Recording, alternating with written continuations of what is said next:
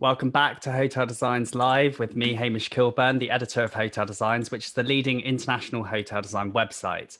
Okay, I'm really excited about this panel because I feel as if we're only just beginning to talk about this topic, and there are some amazing possibilities out there, and sound really has a power moving forward in hospitality and hotel design. And it really feels as if we're on the cusp of seeing real meaningful change in this area among international designers, architects, hoteliers, as we start to incorporate sound in hospitality as solutions. And this session really stems from our first Hotel Designs Live, which took place in June last year. Feels like a long time ago now.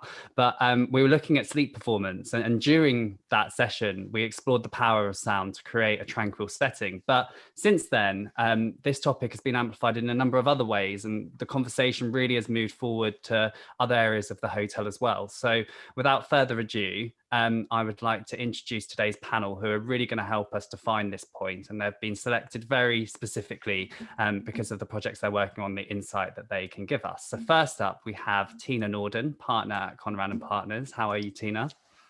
Good, thank you very much. Very excited to be here. Thank you for asking me to join. Just quickly, so for our audience's purpose, can you just talk us through your career and the various sort of milestones you've achieved over the years? Oh gosh, how long have you got? So I'm an architect and interior designer. I'm originally German. I moved to the UK over 20 years ago, and I've been with Conran and Partners for rather longer than I can remember. I'm now a partner of the practice, looking after the interior side together with my colleague Simon. Yeah, and here we are. And it's in such good hands. Moving on, we have Mark Bruce joining us, director from EPR Architects. Hi, Mark. How are you doing?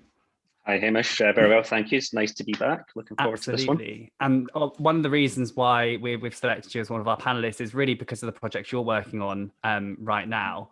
And tell us a little bit more, because we are going to go into more insight, but how has sound creeped up on the agenda for you as an architect?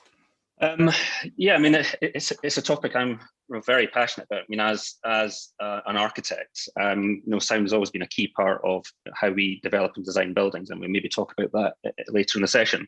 But in terms of hotel design, it's never been at the forefront. It's always been about music and how to suppress sound. And during lifestyle, the lifestyle phase we've all been through, that was very important for the experiences. But as we're going to talk about, and I know it was mentioned in previous panels, wellness is the big talking point now.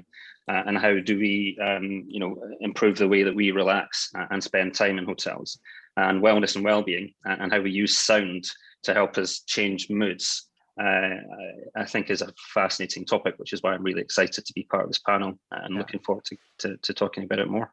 Absolutely. And finally, to complete the panel, we have Tom Middleton, sound architect. Tom, you've shared the stage with Lady Gaga, Mark Ronson, I believe, Kanye West. How is all of this relevant to wellness? And tell us about when that sort of changed for you. Thanks, Hamish. It's a pleasure to be on the panel and to join Hotel Designs Live this year. My trajectory is quite an interesting one. So I pivoted from graphic design into electronic music. I was privileged to, well, actually I fell into it accidentally. I was making music, people liked it and said, would you come and play music in our events and spaces? And so that got me into this sort of almost 2.5 decades of touring around the world, performing to millions, watching the power of sound firsthand, the effect of sound on mind and body and spirit. And obviously staying in a lot of hotels. Thank you very much to everyone over the years that's given me some wonderful stays. And so obviously having an opinion on hospitality and human experience, was it delivering for me? I got insomnia, I got really badly destroyed, circadian disruption, left, right and center, from bouncing from LA to Sydney to Tokyo, and then back to the UK and repeat last week.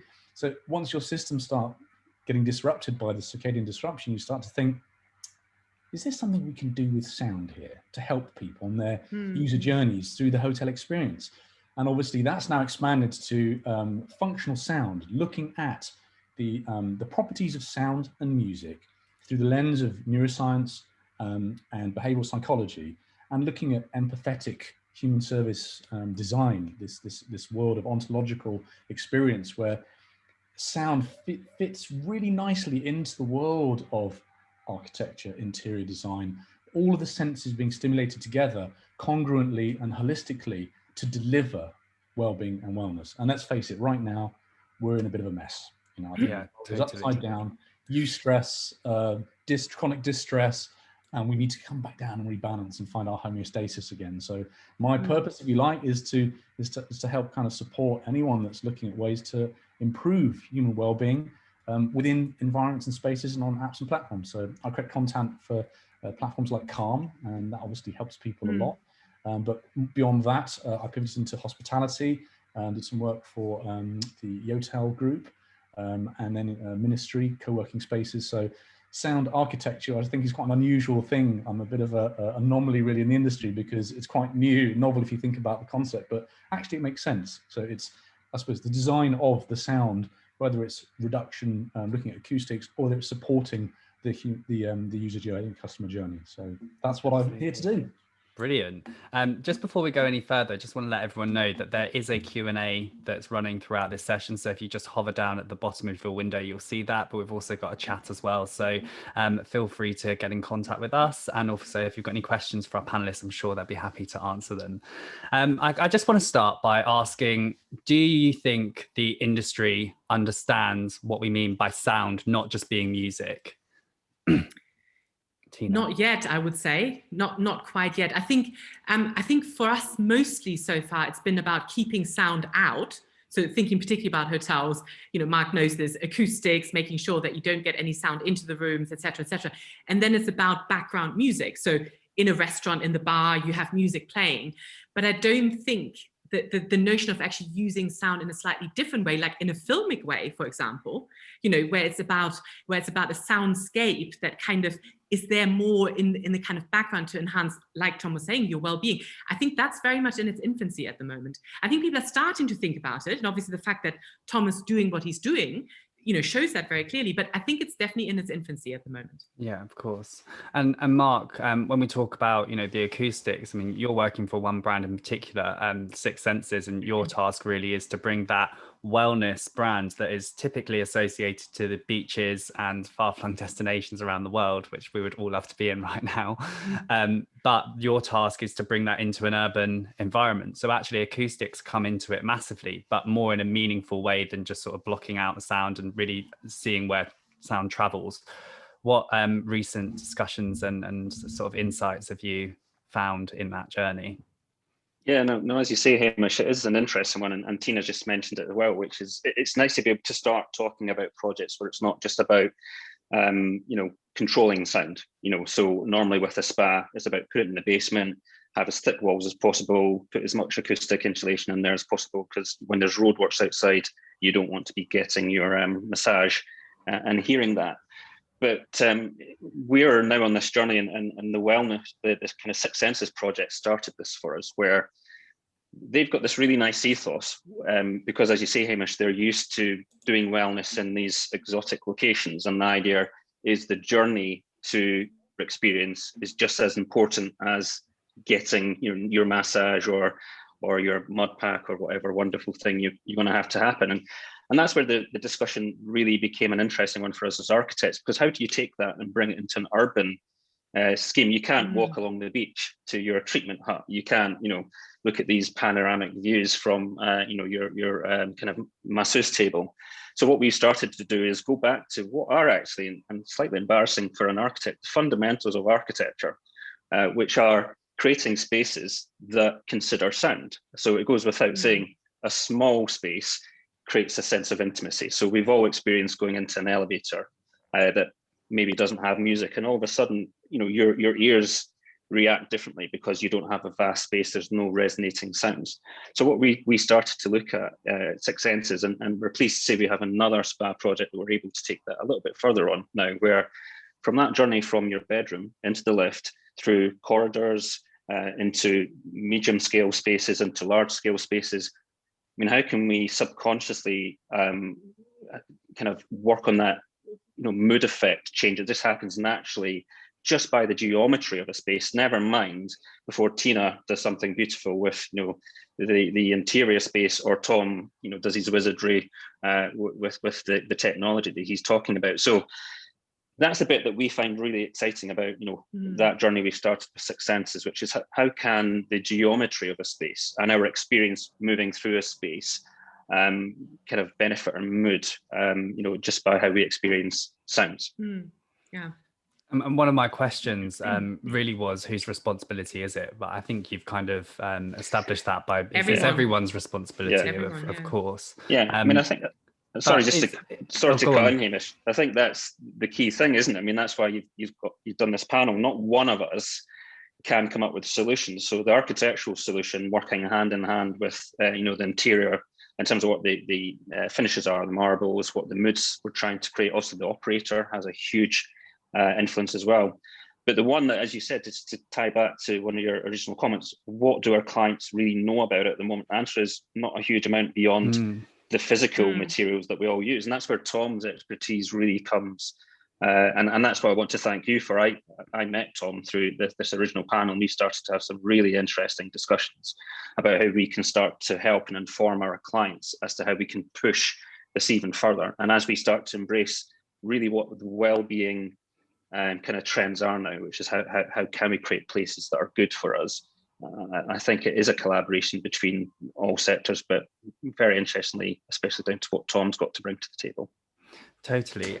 So, I mean, you mentioned well-being. It's a really good point for me to sort of lead on from, because our next session is all about wellness. And Katie Phillips, our publisher, can be sharing. I think she'll be sharing the link to that session. So if you haven't pre-registered, you can do so by just clicking that link that she shared just there and typing out your details, and you'll automatically have access to that session. But Tom, I want to come to you from well-being and wellness perspective to really understand what environment should we be setting with sound, and from a scientific perspective, what should we be looking to achieve? Because I think even myself, I mean, I'm not an expert in sound, but I appreciate that, you know, you want a tranquil, quiet, calm. Does that trigger the mindset in order to relax the consumer? 100%. I think, you know, this goes back to, you know, human journeys. You know, as a guest, as a customer, there are things that are going to happen on that, those little micro moments between getting into the door, across a hallway, into a lift, up to a room. You know, what is really supportive of well-being? So if we unpack what wellness and well-being really means to a guest or customer, in this case, I think it's perhaps an expectation that you would be paying for something better than you get at home. I don't know, it's just slightly controversial, but, you know, my dream, if you like, is to go somewhere knowing that it's going to deliver a level of well-being, happiness, productivity, enhancement beyond what I can get at home. And that means you have to look at, you know, literally, you know, physiology and psychology of the guests. You know, how are they feeling when they get into the hotel? Can we preempt some of these problems that we have with, you know, jet lag coming in from different time zones?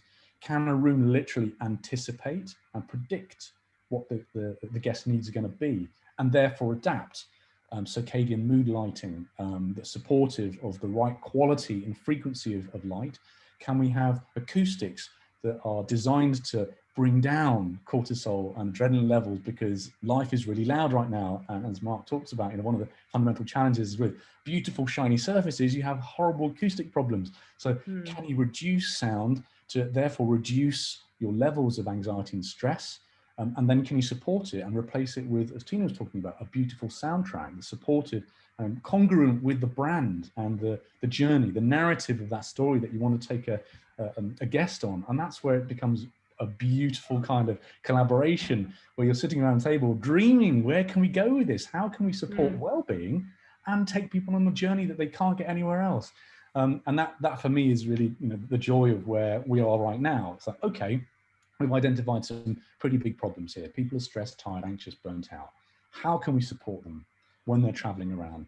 Well, let's look at taking them somewhere else, you know, as part of escapism, but also giving them that sort of intimate cocoon kind of like environment in their room, so they feel safe.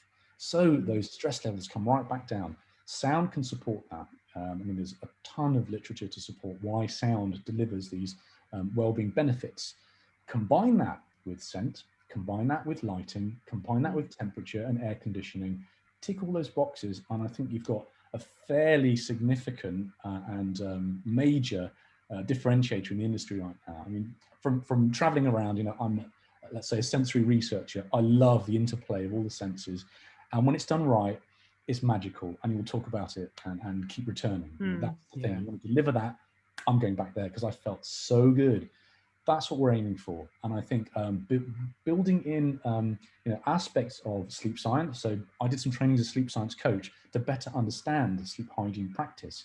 And then how can I apply that to creating soundscapes to help you wind down and then deliver an optimal night's sleep, and then awaken you gently, not with a meh, meh, meh, but a really nice, beautiful, gentle, geophonic or biophonic sound of nature and birds, just something natural, just synced with natural lighting. All the things that we should be looking at are natural cues. Build that into the environment, and I think you're winning. Yeah, so it's about that relationship, isn't it, and that connection between other areas. I think it's very important not just see sound as a single element in design. Tina, time and time again, whenever we position any topic under the spotlight, so for example, sustainability, one thing that comes up time and time again is that the client will always go for something that's beautiful, especially in the luxury field. They'll go for the aesthetics. That's the aim at the end of the day. Obviously, it needs to tick all those boxes as well, but it also needs to look the part. How can we change the mindset of clients and hoteliers and developers, perhaps potentially, to really understand sound's role in design as well, being just as important as the interior design look and feel? I mean, the great thing is that we are kind of starting from a position where, for most hospitality projects, sound is already in the budget because people put music in spaces, right? So, typically there are speakers, sound systems, whatever, budgeted for. So hopefully we've got a good leverage point where you can actually use that to guide it in the kind of direction that Tom was talking about there, where it actually becomes more about, engaging it more into the environment, etc. And in a funny kind of way, sound is all about, you don't want to see where it's coming from, you want to experience that. And I think there's some amazing stuff happening at the moment with concealed speakers behind plasterboard, behind surfaces, whatever it might be. So more and more so the sound becomes experiential, because as we know, sound is vibration. My husband is a musician, so I fess up to that. I'm kind of very much into that, but sound is vibration. So, there's so many ways of kind of harnessing sound in a physical environment that doesn't have to be a speaker on the wall. And I think that's where it becomes really interesting also for us from an interior design perspective, that it could be in the wall, it could be in the bed head, it could be in the bed mattress itself or something like that. So those vibrations can be used in really interesting ways and create that kind of soundscape. Because Tom, correct me if I'm wrong, we're not talking about a soundtrack per se. This is not about music being kind of pumped into the room that is Café Del Mar or whatever. This is about at times something much more sophisticated. And I think all of those white noise kind of things that are happening, a lot of us are using those kind of white noise speakers and whatever, that's all, those are all sounds. This is not quietude, this is not music, it's somewhere in between. And I'm a huge fan of David Lynch, and he does that in his films very much so, where it's all about this amazing soundscape that creates real mood and atmosphere. In his case, quite often quite scary, which is not what we want, but you can see how sound can really make you feel a certain way, and creating that in the environment is a great opportunity. Mark, I'm going to put you on the spot a little bit just because it's come to my mind, but we were talking earlier about co-working spaces and hotels' roles moving forward, very much having that function to support people working from home or working from a hotel. Can sound really help to enhance that space? Yeah, no, absolutely. And I think just going back to the question you asked Tina as well, which is, this is all evolving naturally. It's not something where our clients, we're saying to our clients, you have to harness sound. I think because of, as you've just said, the way that we use hotel spaces now and how that's continuing to evolve. And we're also looking at a future now where some people might not have a static office, that they'll choose to work from home and then meet people in a hospitality venue or bring their teams to hospitality venues, which is exciting for many of our clients. But sound then, has an opportunity to enhance that. So I want to maybe break it down by building upon things that exist already, because this is what it is about, taking existing successes and making them better. So some of the best successful spaces that I know of in terms of sound, and people that live in London will know these ones. So I'm going to be very brazen. One of them is obviously one of our projects, the Ned.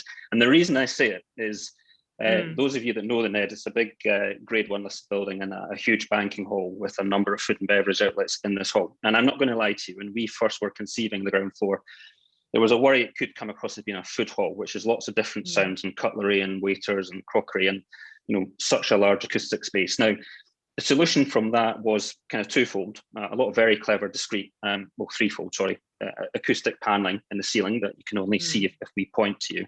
Some clever interior design, huge amounts of absorption. But the thing that changed it actually came later in the day, and hopefully the client won't mind me saying this, but the minute the bandstand was conceived in the middle of that floor is the thing that has changed the ground floor of the Ned. And to come back to your question, kind of Hamish, which is, it's something as simple as that which makes the Ned successful during the day, which is it's a lovely place to have breakfast because how they use the sound is very calming and serene. Lunchtime, you want more of a clutter and a clamour. You want to feel like you're part of a kinetic environment. And then, you know, one of the reasons the Ned's successful as a food and beverage destination is you're having a lovely meal. The music comes on, a fantastic band, fantastic singer. I've done it myself. I end up buying 4 or 5 cocktails without, you know, meaning to. You know, so that's a really big success. On the other hand, you have, and it's not one of our projects, but one of my favourites in London, the Mandrake Hotel, which has that beautiful courtyard space, which is one of the best kept secrets in London. You come down this lovely big long corridor again, so you get removed from the city. This long kind of dark corridor changes your senses. You then come into this sunlit courtyard, and it's the rustling of the plants and the tweeting of the birds. And I'm not going to lie to you, even like hearing butterflies fluttering by changes your mood immediately. So I think that's where we really are. We're creating these spaces that we work and play and, you know, are very naughty in. Sound is going to have even you know, a bigger kind of role to play. And then just that other aspect, which, you know, we're really looking at the moment, which is, you know, it's not just about working in a space, it's about mending yourself. And I know these are separate topics that you do, but we all have limitations on our time. And when we go to a hotel, we might only have a night or 2 nights, if we're lucky, 3 nights. And, you know, in terms of repairing ourselves, as Tom said, in terms of a good night's sleep, or as we've all mentioned, being able to go to a spa or a rooftop destination and get yourself into a bit of a Zen space to empty your mind of the clutter that you have on a day-to-day basis, just for a day or for 2 days. Sound has a massive role to play in that. And I think our clients are realizing that, and they're very excited to see where, as designers and sound specialists like Tom, we're going to take it. There was, we recently covered a piece about trends, which I say very loosely. We've done a lot about trends recently, but we're trying to be as meaningful as we can when we talk about trends. And one that was really stuck in my head was, you know, this real sort of steer away from technology moving forward. And Martin Goddard earlier in the first session, he mentioned that was definitely something that he's excited about moving forward, is this detachment from technology. Does this not somewhat go against that, Tom? Because obviously sound is technology, and using it in a hotel is injecting even more technology in that hotel experience. Very good question. But actually, back to Tina's point. Go for it. If it's invisible and it's integrated into a biophilic environment, I mean, let's face it, bottom line, the literature shows that we automatically decompress and our levels of cortisol come down when we see literature. 2 minutes, oh, I feel a bit calmer now. If you're integrating principles of biophilia into your design, you're reconnecting people with this natural environment that we're supposed to engage with, yet we've been disconnected with it. So if technology is supportive of this theory, in a naturescape that we're around, and also perhaps delivers and amplifies the natural world. So I would talk about soundscape ecology, and the world that is basically lost because of urbanization are these 2 beautiful layers, I mentioned earlier on, geophony and biophony. They're the lowest level of sound that are in our environment naturally, but we just can't hear them. Geophony, the sound of water, air, elements. Biophony, the sound of birds and insects. So I always come back to these as perfect resetters for your mind state. So I don't think that, you know, there's, when we say removal of technology, well, if you're looking at a location that naturally is quiet and resets you because you're exposed to those much lower levels, and we're talking like 35, 40 decibels compared to daily life, which is about 70, 80, even louder than that. which is actually, triggering all kinds of levels of stress within us. So if the environments can be supportive of a lower level of sound, we're naturally going to start to feel more calm and relaxed anyway. And I think, it's looking at discrete ways of delivering this kind of natural enhancement of what is already there. Just back to some of the things that Tina was talking about, and I've talked to Mark about this, some phenomenal tech now in terms of haptic technology, delivering the vibration of sound through surfaces that you can either lie on or wear, or showers of sound. One project I worked on where we literally created a booth and we delivered sound vertically, projecting sound, so you're immersed in, if you like, going like through an invisible screen of bird noise, and you can have a conversation with the people you want to, kind of co-working environment, but you're actually masking what's going on outside. There are some really interesting new technologies being developed where the noise isolation and cancellation that goes on with the headphones, you can actually do that with an open window. There's some technology being developed in Singapore for this, and I thought that was really interesting. So you can still get fresh air, yet you can suppress the urban noise and just tune in and enhance the natural sounds. Brilliant. So I think technology is just going to help. I don't think we need to sort of completely run away from it as long as it's discreet. Hope that answers the question. Yeah, it does. The more we talk about it, the more I just feel as if we need like this CPD on it for designers and architects to really learn and understand, because it sounds to me like it's such a fine line between being really meaningful and really working to being gimmicky and it not working for everyone. And that comes back into the whole personalization of a hotel guest experience and what guests want. And also we have to then divide it in the different sectors as to which, is this luxury, is this lifestyle, is it going to work for all? It's so many questions there, and I just feel as if we all need to really understand how to meaningfully inject them in. We're going to go to a product watch segment in just a moment's time, but I have one more question really, and that's in regards to back to acoustics and back to the materials that are being used. Are you finding that, I personally saw last year there was loads more acoustic surfaces on the market, and it seems to me like we're really progressing forward into now having options. Is that what you guys are seeing? Yeah, most definitely. We actually pretty much in all projects that I'm working on at the moment, we are integrating acoustic materiality in some form or other. And it tends to be, everybody loves big open spaces, everybody loves a beautiful atrium, but we all know, Mark, I think, the Ned is a masterpiece in that sense, really. When you have spaces like that, everybody loves them, but nobody wants to be in that kind of noise and ding all the time. So I think it's something that we're thinking about very, very carefully. And a lot of our clients are asking about that as well and wanting to make sure that we integrate that. Anything from timber paneling, fabric paneling, to stone honeycomb panels. But there's all sorts of different ways of how that can be integrated. And obviously a lot of that does come down to the interior design side of things, just because we're the last layer that comes in. And Mark was saying that in the Ned, for example, and this applies to any kind of restaurant, hotel room, whatever, quite often it is the soft furnishings that add that final thing to it. Of course, the proportion of the room is important, what the windows are and all of that kind of thing.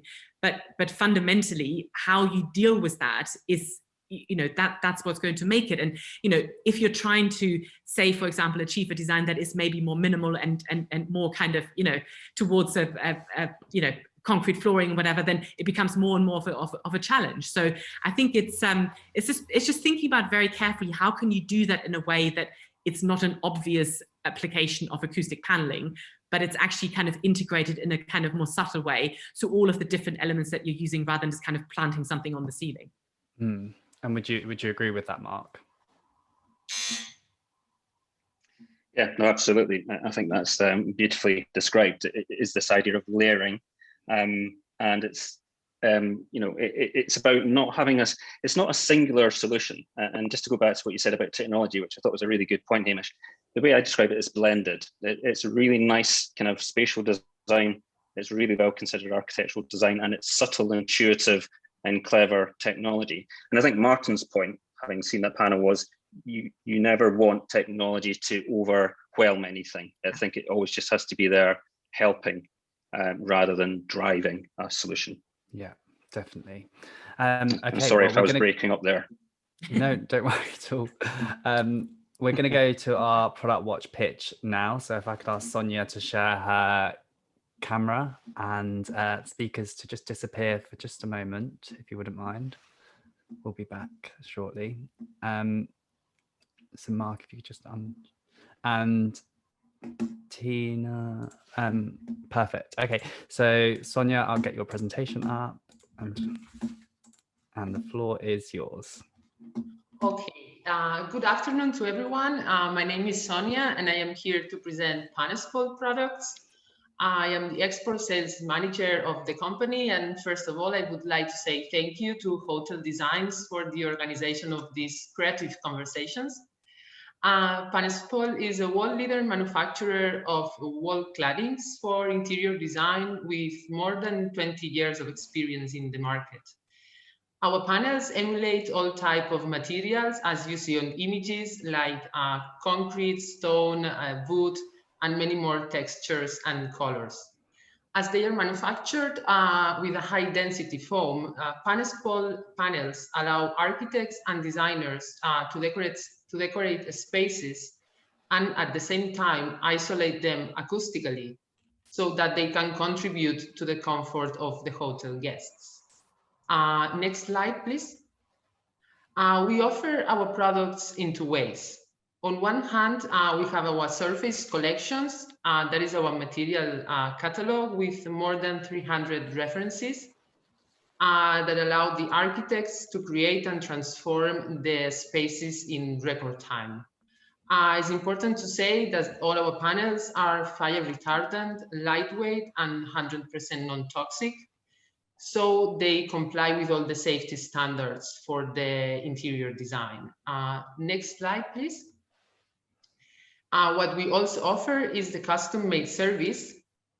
Here we develop wall claddings and volumetric objects for interior design from zero. We work side by side with the architect and designers to help them transform the ideas in real products that can be easily installed and effortless. And this is the presentation of our products. I would like to thank you for your attention, and I let now my colleagues continue with the conversations. Brilliant. Thank you very much, Sonia. And I think one thing that's really apparent is that we were talking about biophilia design in sound almost before you came on, and you know, this Paintball offers just that. So it's a really meaningful solution. So thank you very much. And I'd like to welcome back now our speakers to continue the conversation. Hello. So where do we go from here then? We've got all the best will in the world. What happens now? I mean, obviously we could look at the example of the Six Senses London. It's a really meaningful change, and I love what you're doing in that space, Mark, with really sort of putting emphasis in the in-between spaces, which are so often forgotten. But how do you see this working from like high-end luxury, for example? I think that's going to be the main challenge, to really integrate sound. Meaningful sound, I would like to add.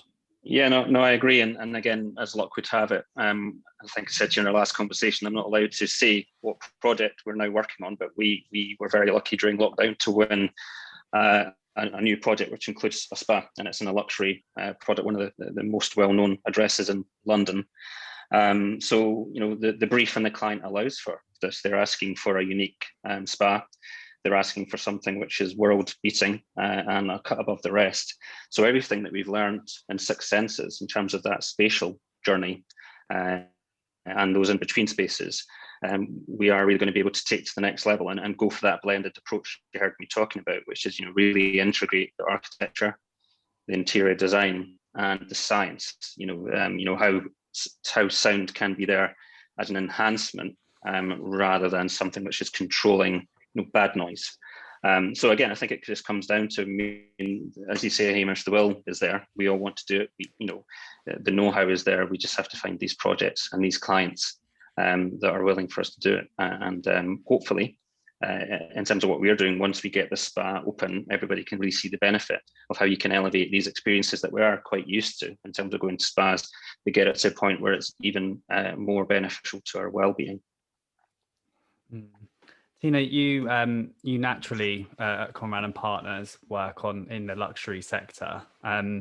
Is this definitely something that can be applied to all projects moving forward, or is it sort of specific to some and not others? I don't think so. I think this can be applied all across the border. And actually, we do work on projects all across. We actually do social housing as well as we do luxury. But it's always about design consideration, and we believe that can be done at any budget level. You just have to pitch it in the right way. And if you're putting a speaker into a space, that speaker can be doing all sorts of things, or it may just be that the application is not quite as sophisticated in terms of the equipment that you're using, but of course the effect can still be achieved in many different ways. I think the key really for me was technology, particularly in hotel environments where it's controlled by the end user, is that it's easy to use, it's very intuitive, and it doesn't become something that is too complicated you don't want to engage with. We actually have interesting conversations with our hotel clients, and I'm sure, Mark, you have the same. It's like, can we not have all of these panels with lots of buttons? Can we just have an on and off switch? So I think there's a real desire to simplify technology. And what you want to make sure is that by overlaying more technology effectively is what we're saying, but the sound technology, that we do that in a way that it's very easy and intuitive for the user to engage with. If we're in a big space, it's not a problem because the staff can be trained, they can be dealing with all of that. But how can you deal with it? That does it come on with the lighting?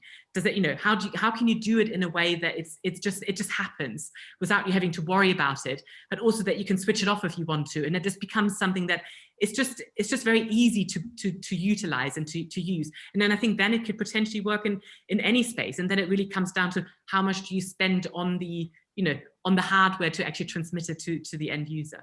Yeah, totally. And certainly in the luxury field, I think we're always trying to create these environments that just naturally steer the consumer in the right direction, as opposed to them realizing the sound, for example, because then potentially you've gone too far.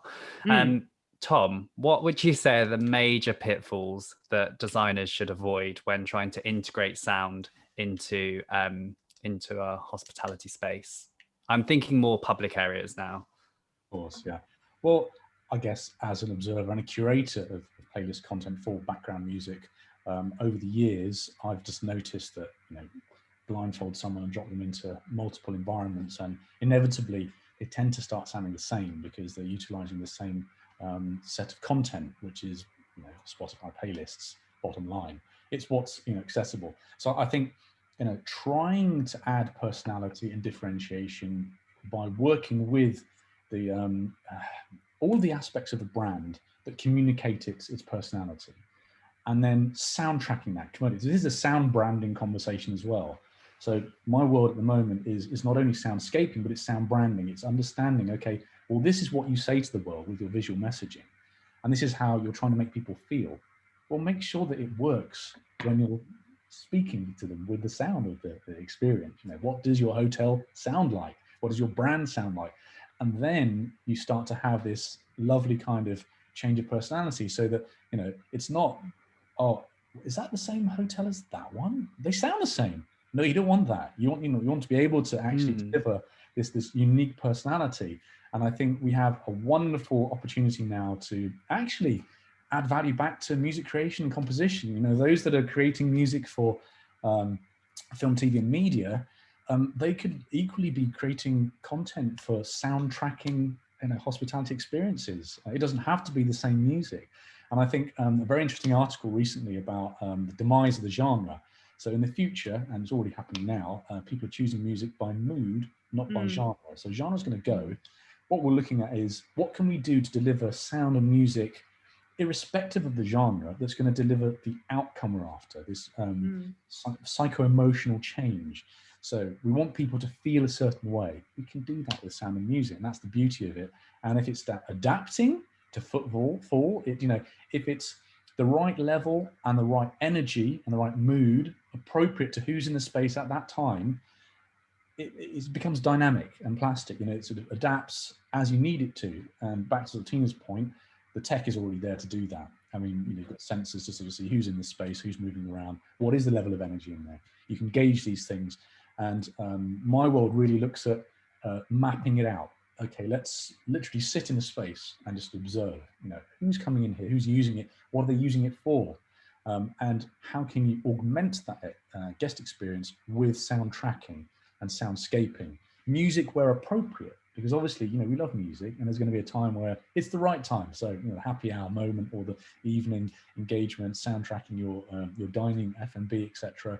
They are appropriate spaces to have certain levels of music and certain styles. But in the more sort of discrete, passive spaces, that's where you need to look at soundscaping, where you're literally optimizing those moments to keep people flowing in a really natural way.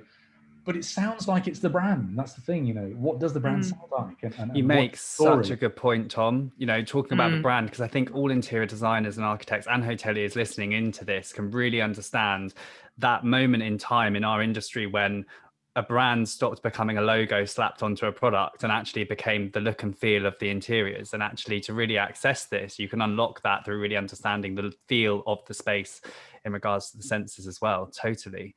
100%. Mark, pitfalls? Pitfalls. Well, I think it's something you've mentioned before. It's the main pitfall is it erring towards it being a gimmick. And it's exactly as Tom says, which is, I think, one of the things that will stop most hotels falling into the pitfall is there's a huge amount of brand awareness now, isn't there? I think everybody knows. Generally, if you've got a successful hotel brand, you know what kind of mood you're trying to create, you know what your personality is. But I think most of us will know that a lot of the soundscaping that Tom speaks about has been used more so in the thematic industries where we're walking through themed venues or themed parks. And I think that's where maybe until recently clients have always been a bit wary, where, it's not about creating, a symphony or something. It's about just very clever use of music. And as Tom and I have discussed, not always necessarily music, but sound. So I think that's the biggest pitfall, which is to make it too obvious. I think also to make it too noticeable, as Tom's already said, when it's not meant to be, almost it has to be subconscious a lot of the time. But I mean, I think we are at a point where, the understanding, we're aware of the opportunities, the possibilities, people with Tom's expertise, what Tina and her industry and my industry would be doing for years, that I think we're at the point now where we can really harness this, ensure it's not gimmicky, and hopefully create some, really special kind of environments, really special places that will continue our enjoyment and use of these fantastic hospitality spaces that, exist and we're all developing now. Totally. And let's not forget, it's a very competitive industry as well. So you kind of have to show that level of research in order to win those certain projects. I know that it's been an invaluable part of your architecture firm, Mark, recently with everything going on. I think we've gone like pretty much the whole session without mentioning COVID, but I'm going to change that now. Does sound have a role in the post-pandemic world? Because one of our last event, Hotel Designs Live in October, I think it was, we had a discussion about reassuring the post-corona consumer. And I was just interested, I'm really not sure of the answer, but do you think sound has a role in this, or is that too leaning towards being gimmicky? Tina, perhaps you can start us off. I think it absolutely has. It's actually what I find quite interesting is how sound has become much more important for me over the last year. As I mentioned, I live as a musician and producer, so sound has always been important for him. But not being able to be with people and not being able to talk to people on a personal level, I found myself drawn to music, podcasts, etc., more and more and more to create a kind of soundtrack to my own life, which otherwise is very quiet right now. And I think that is something that is intuitive to humans, that, we need sound, we need kind of that energy around us to kind of feed off from. And, that is not going to change. And I think people will be excited to go back to spaces where there's real sound. And what I mean with that is kind of people, atmosphere, and then enhanced by, soundscapes, musics, whatever it might be. And I think more so than ever, that's going to be very important for us. Life enhancing, totally. Life affirming. So you mentioned podcasts. I wasn't going to plug it, but we have just launched a podcast. It's called Design Pod. One thing that I'm really taken aback by actually is we've now interviewed Konstantina Tutsuku about her going from creative director of HBA London to setting up her own studio, and Christos Passas, who's the director of Zaha Hadid Architects. And in both interviews, I've just been so blown away by there's no guard up at all. They're totally personable. And actually through this technology, I feel I don't think I would have got the same interviews if they were done in person for some reason, and I'm not sure why. But when it comes to communicating, there's a lot of resistance against Zoom with clients and what have you, but it does allow you to have that access out to new ideas of way of thinking, which surely is a positive. I just wanted to drop that in there really, because you mentioned podcasts and you mentioned music and really sort of seeing it in a different way or hearing it in a different way. Mark, I'm going to come to you next in regards to COVID-19 and moving forward with reassuring the post-corona consumer with sound. Do you feel as if that will be a major, well, not a major role, but play a role? It definitely does have a role to play, and I think we mentioned it before in the session, where the whole idea of wellness and well-being and looking after yourself was present before the pandemic. It was something that our hotel clients were aware of. It's almost like the next thing, where what can we next expect from our hospitality environments is to feel better, to repair ourselves, to make us slightly better people. And I think the pandemic's just focused that even further, which is I don't think anybody saw this coming. Nobody realised to what extent we might need repaired. And certainly a topic you raised, Hamish, which is an important one for a lot of our clients. I think no one even foresaw how we might use these spaces differently. And I think that this is a huge kind of topic for us all in the next few years, which is what else are we going to be doing in hospitality spaces? This idea that many of us won't have static office spaces. Many of us will be using cities or visiting cities in slightly different ways. And again, even overlapping our kind of work life and our personal life even more than we started to do before. And as we've just been describing all through this, I mean, anything to do with our senses is going to be hugely important. But I think sound is the one kind of aspect of it that we can do more with. We haven't taken it to its full extent yet.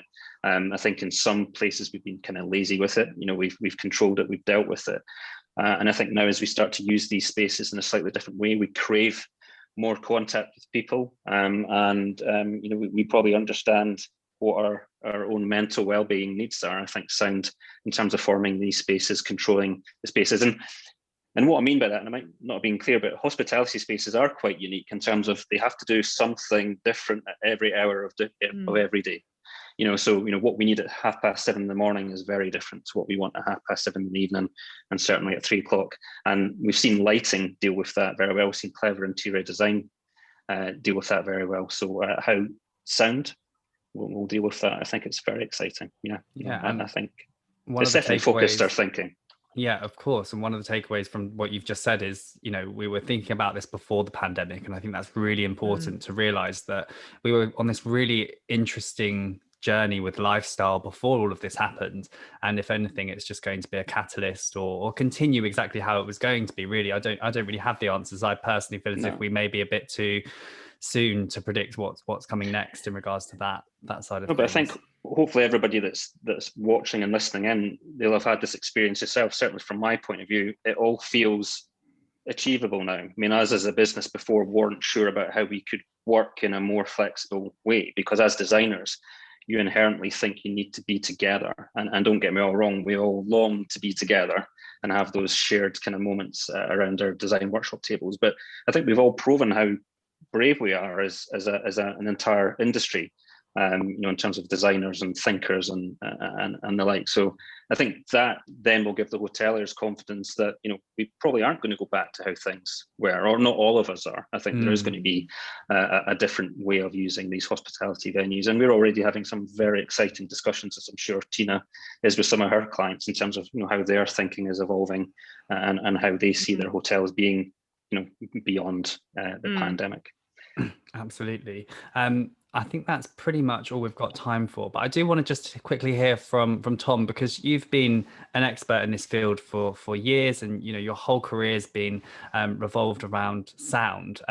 We're at an exciting point, aren't we, in hotel design? You can reassure me with that sound has a positive role moving forward.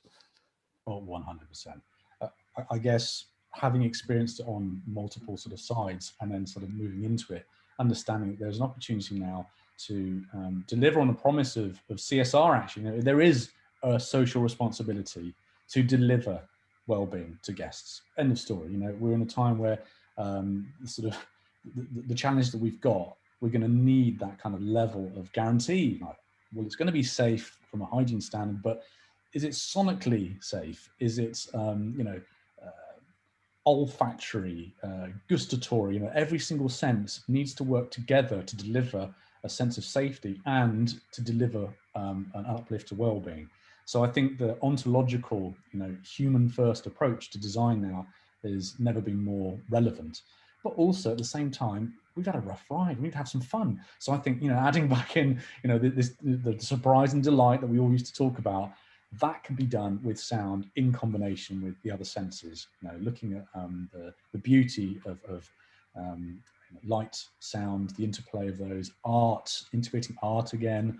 You know, there's some incredible stuff going on with generative art, generative music, guests playing with the space to deliver art in real time. These are sort of things that really excite me. I mean, just take you back to Tom Hanks' big piano. Let's leave it there for a second, but you now have a beautiful opportunity for literally sound architecture to happen. You know, a guest can move through a space. What was that? Did I hear that voice? I'm making music.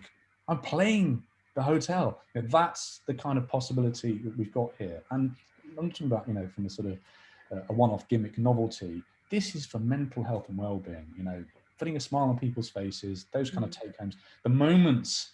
Now, if I kind of go back to the best traction that I've had on some of my content was 10 seconds in the lifts in Yotel, New York. 10 seconds, that awkward moment where don't anyone speak, but I diffused all of that with lovely music of the, you know, the West End musicals, with, you know, classic kind of James Bond themes, Sesame Street. You know, there's these lovely little moments where you can just take people out of that and just bring them. It's clever, and it's, you know, it's creative, and I think, you know, the sound is only one sense, and it's all these senses working together is really where we're going to see change. Well, I want to thank you all, Tina Norden, Tom Middleton, and Mark Bruce. I also want to thank Painspool for the product watch pitch. It leads me really nicely actually to introduce the next session, which starts at 2 o'clock. Yeah, 2 o'clock. Got my timings wrong. And that's all on a new era of wellness. And we're certainly going to take a lot of what we've heard here in this session and sort of integrate it into a wider wellness understanding in that session. So join us at 2 o'clock. Thank you, my panelists, and we'll see you soon. Thank you. Bye. Thanks, everyone. Thanks, everyone. Lovely to see you all.